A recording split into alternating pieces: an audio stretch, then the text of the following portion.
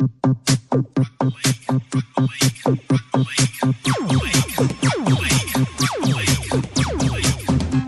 g'day there, and welcome into the Mad Monday podcast, brought to you as always by 4 and 20 Pies, the perfect at-home snack for watching rugby league.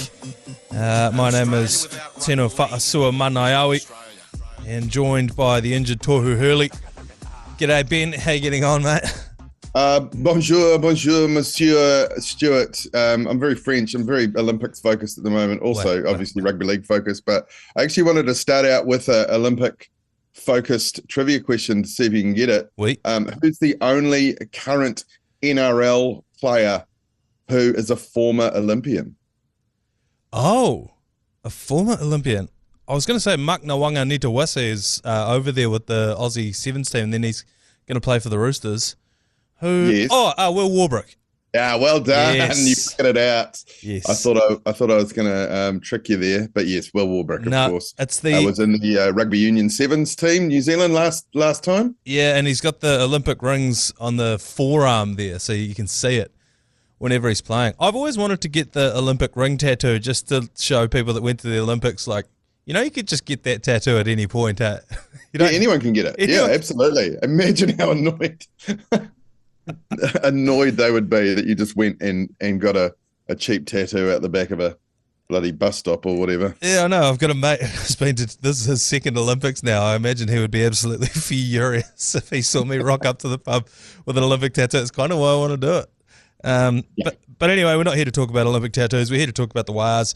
And they got up 28-16 over the Tigers. You and I commentated this one, Ben.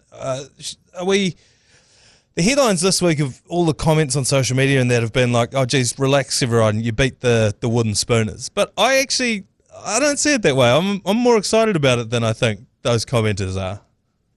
Well, look, we went down by 60 points to the Titans, who are, I think, second to last. So, you've got to take the wins. You've got to enjoy the wins. And, yeah, as you say, we commentated it, and it was a pretty scrappy game and not necessarily the prettiest win that the Warriors have ever had. But we'll take the two all day. Yeah, 100%. And I've got to be honest, despite how scrappy it was, 28-16 is sort of the scoreline that you would have predicted for this game. And I think it was just that there were massive stretches where it looked really messy. Then we let in a few sort of soft tries. But like I was saying heading into the game, all I wanted was for the Warriors to win this one and then just for us to have a week of a Warriors win. You know what I mean? Like, just because let's be realistic, we've got to win every game now from here on out to the end of the season to make the playoffs. So let's just enjoy this week and not get too ahead of ourselves because the dark times are coming. Oh, look, I've had lots of great street mana in the last couple of days from people who listen to our commentary and, people just saying, all it is 9 more in a row. And that's, let's live in hope for a week. You're absolutely right. This is a very specific bubble of hope that we're in for the next 5 or so days. So just enjoy it. Yeah. We're standing at the bottom of Everest. We've taken about half a dozen steps up. Yep. And there's a lot more to do. But yeah, let's just enjoy it while it's here. Yeah, it's we were talking about it in the commentary. If you didn't listen, that we are standing at the bottom of Everest, as you said, Hurley. We need to climb it 10 games in a row. We need to win. And look, that does seem unlikely, but if it's going to happen, it has to start with a win. And that's exactly what happened on the weekend. So we need to really just take that one, don't we, as a country, and just really, really bask in it. And, not shy away from the fact that, we're going to need the oxygen tank very, very shortly. But as it stands right now, we're full of hope and optimism. Yeah, can we get any Nepalese players into the side? That seemed to help Ed Hillary, as he had probably the most famous Nepalese person ever with him. And maybe that's an untapped market. The Kathmandu rugby league scene. I'm not sure how healthy it is. Well, if they came down to sea level, their VO2 capacity would just be through the roof. Have I ever told you my Edmund Hillary story? No, but let's do that right now. Okay. My stepmother is a chef, And back in the day, she worked in restaurants in Christchurch. And one day, Edmund Hillary came through, and she got to cook for him. And so when she was finished cooking the meal, she said to the, whoever, the waiter or whatever, hey, I'd like to take this one out to eat if I could. So she takes it out to him, this meal, and she takes a $5 note with her and a pen, and she gets Edmund Hillary to sign a $5 note. And her mother was staying with her this weekend, so she took the $5 note home, showed everyone, put it on the table. She goes back to work. Day after she comes back, must have been like a Sunday or something, and the $5 note's gone. And she goes, Mum, have you seen that $5 note that I left on the table? She goes, oh, yeah, I put that into the pokies last night. Oh, wow. So somewhere in circulation there is probably at the Christchurch Casino, there is a $5 signed Edmund Hillary note. Well, I guess, yeah, there's not too many other people that can sign the notes. I mean, obviously Queen Elizabeth could have at the time, but everyone else is dead. So, that's pretty rare. That is pretty rare. Yeah, I didn't even win either. Didn't even hit a feature, No. Look, just to slightly get back into rugby league, yes. No excuses, but there was a late try there to the Tigers, which probably made the scoreline slightly flattering. And the other thing I would say is that backline had only 2 players in it that are probably first choice players. You mean and one was playing out of position? Theirs or ours? Ours. Yeah. Oh, speaking of that one player that was playing out of position, though, Roger looked phenomenal, didn't he? He did. He really did. We've got 2 first-class fullbacks, and whatever you do with them, you can't have 2 fullbacks. So someone's going to be playing out of position. And weirdly, the combination that seemed to work best was when Chance went into number 6. I know. It's just, but it's been so Webby to just stick with the players that he's got. He's said from the start, Chance is our fullback, and he's not going to waver from that. He doesn't waver from any of the decisions that he makes. He sticks with them, even right down to the reserves, which we'll get into in a second. But there's been a lot of talk this week, as there has all season. Roger has to be our starting fullback, and I got to be honest, I'm in that camp. I think Roger has to be our starting fullback. And I know everyone says, oh, well, then what about Chance? Like, I don't know. I think we need to figure that part out. But I think Roger has to be our fullback. Both defensively and offensively, he was excellent. So here's what you do. You put Chance back into 6 and Chanel Harris-Tavita into the 14 jersey coming off the bench. He had a vastly improved game, by the way. Yeah. 98 points on Supercoach, which he has certainly not achieved any other time this season. No, absolutely not. Roger had a few great runs. Obviously, the 2 try-saving, I don't know if they were tackles or got to the ball first sort of situation. I just think, I don't know, particularly if we drop one of these next few games and then our season is over, we can't make the 8 anymore, just give us something to cheer for, And I think Roger at fullback is that. But like I said, Webby, he sticks with his decisions. And he doesn't play. How many games this season have we seen where we've only played like 3 subs and one dude's just sat on the bench the entire game? Di was in the group chat straight after the game on Saturday morning poring over stats. And he said that Leka Halasima only played 8 minutes and Jazz only played 17. Now, I know Jazz is coming off a hamstring injury, which I asked him about last week. But yeah, that'll be it. But why does Webby stick with these? They seem bizarre, don't they, the rotations? I mean, I think the most damaging injury in all of sort of Warriors lore is your broken heart that Jazz caused you when you asked him about that fake injury. The thing is, and I've addressed it since then, I think I've come to terms with it. The thing is that I commentated all those fucking games that he played. Like this, what it was I over-prepared. They swapped the guests at the last minute, and I did bump into the girl that looks after the partnerships with the Warriors. So she's our contact there, and she goes, I said, "Oh, did you see that video?" She goes, "Yeah, I approved it." I said, "I sort of wish you didn't." I said, "If it makes you feel any better, I've lost a lot of sleep this week." She said, "So have I." So Oh, look, I know we're getting very off track, but a few years ago, I interviewed two members of the rock band Weezer, Yeah. um, including the lead singer Rivers Como and the keyboardist and bass player Scott. Someone, I can't remember his last name. Anyway, I said to him, "So Scott, you've only been in the band for the last 3 albums," and he went, "No." And I went, "Oh, sorry, 4 albums." He went, "No." And I went the other way. I went, "2 albums?" And he went, "5 albums." Oh,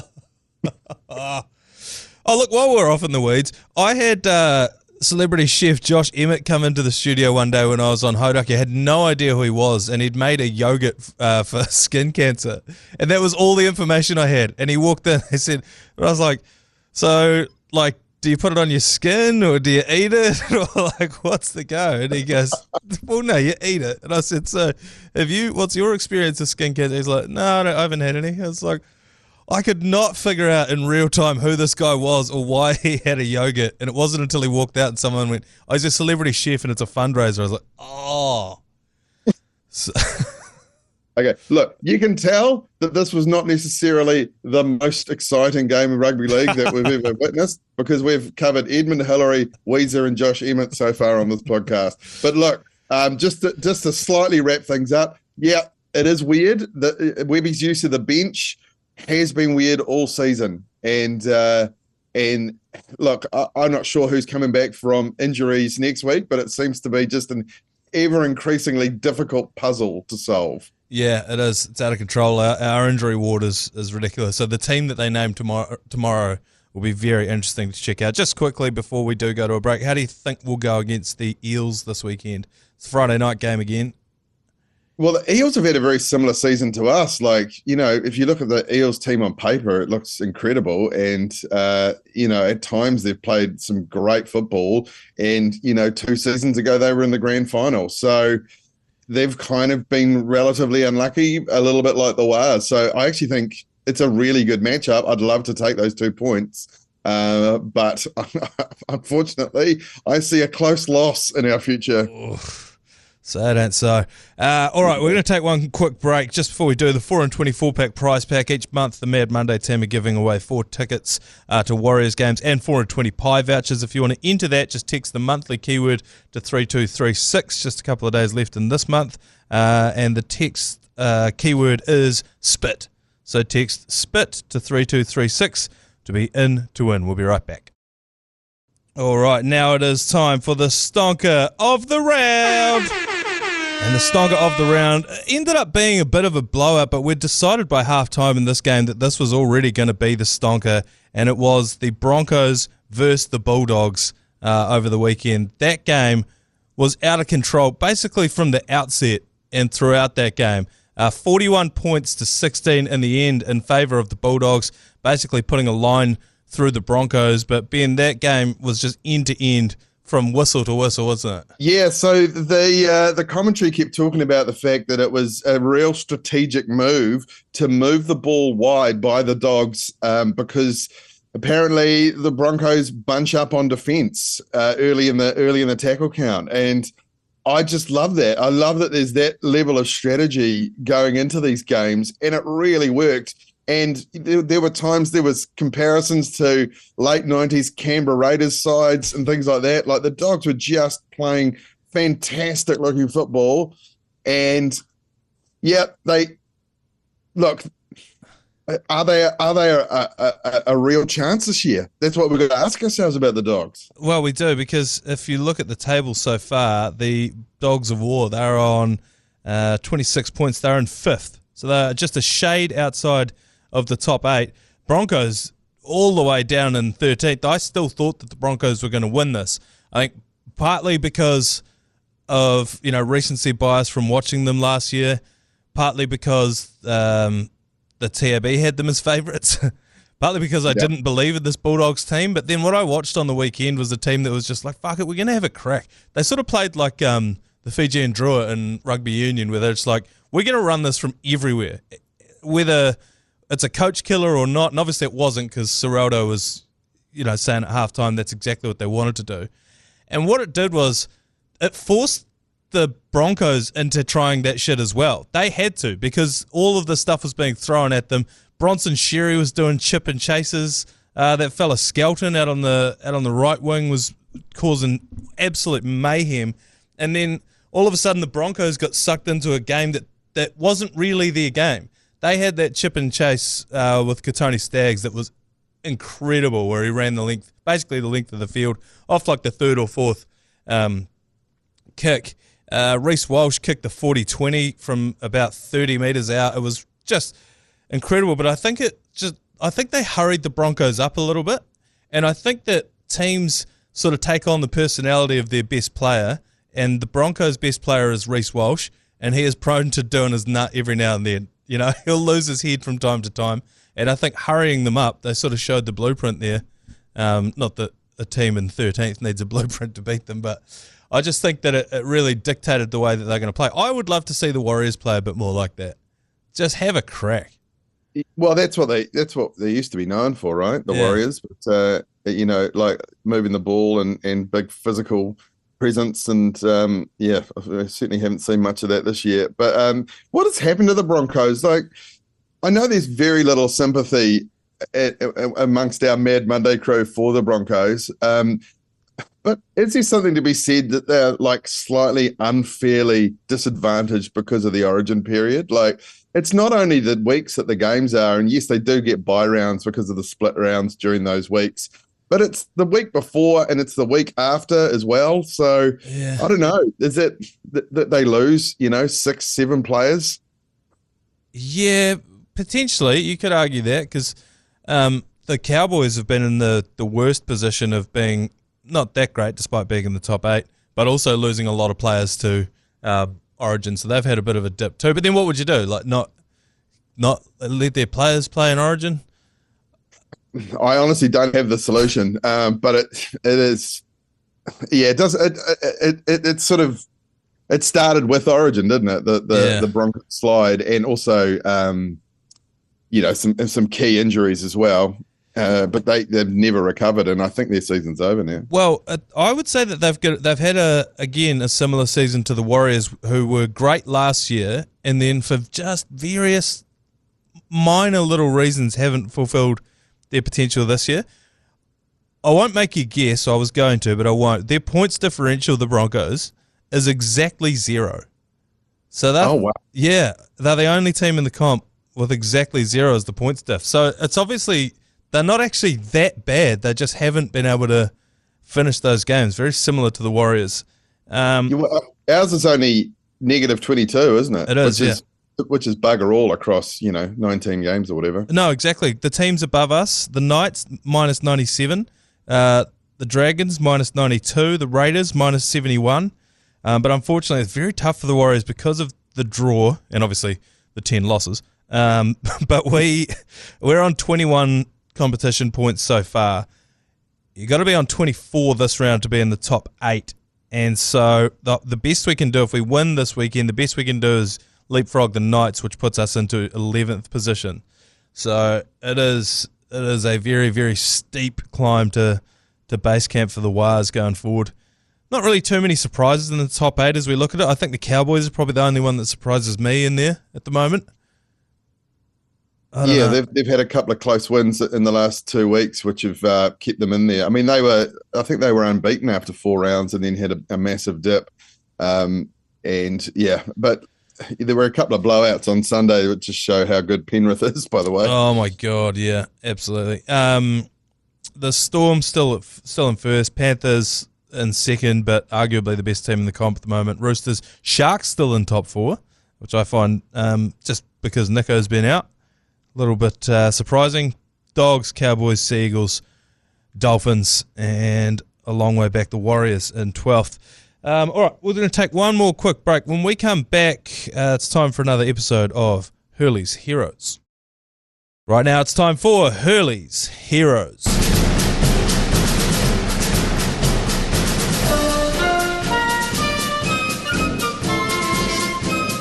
Okay, welcome to Hurley's Heroes, and I've gone with a French theme this week because, of course, the Paris Olympics going on at the moment. Rugby league not featured in the Olympics. But of course, France is a proud rugby league nation. I think they've been at every single Rugby League World Cup. They don't necessarily do that well, but they do have a professional team, the Catalan Dragons, that play in the Super League. So, arguably a little similar to New Zealand, and they've got, one professional team. So what I thought I'd do today is talk about a French player who's played in the NRL. Ooh. I was born in Narbonne, France. I played over 300 games for the Catalan Dragons and 25 tests for France, many as captain, but also 12 games for the Sydney Roosters in the 2014 season, and I scored 2 tries. I play front row or edge forward, and I am the current assistant coach for the Toulouse Olympique team. Am I, number 1, Dimitri Pelot, 2, Bevan French, 3, Remy Castille, 4, Jérôme Gasset, or number 5, Lee Wee Dinryan? 300 games for the Catalan Dragons. That is incredible. And 25 tests for France. It's funny when NRL players just pop up over there in that French competition. I don't know. I'm all at sea. I don't think it's Lee Wee Dinryan. Bevan French seems too obvious. So now I'm down to Dimitri, Remy, and Jerome. I cannot remember a man playing for the 2014 Roosters that fits that description. I will go Remy Castille. Well, you've got a bang on the head there. Well done. Yes, there's actually a bit of a tradition between France and the Roosters. I think the only connection I can see is that they have the same logo, a rooster. Yeah. But there's been a couple of players that have played for France and for Sydney City. But of those other ones on there, Dimitri Pelot played 5 games, I think, for the Dragons, and Jérôme Gasset, he played a handful of games for Canberra. Bevan French, I just threw that one in there for a laugh.